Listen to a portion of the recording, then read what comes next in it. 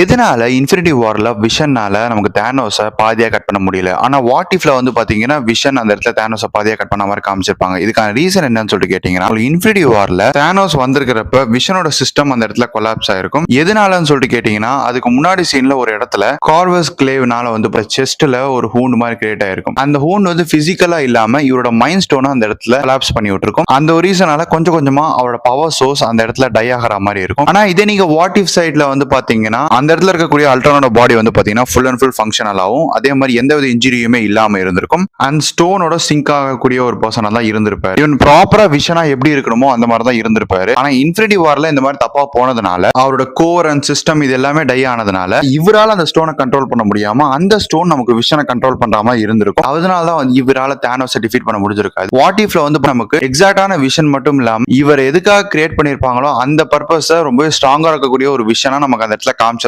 இந்த மாதிரி காமிச்சிருப்பாங்க. சோ இந்த ரெண்டு டிஃபரன்ஸ் பத்தி நீங்க நினைக்கிறீங்கன்றத கமெண்ட் செக்ஷன்ல கமெண்ட் பண்ணுங்க.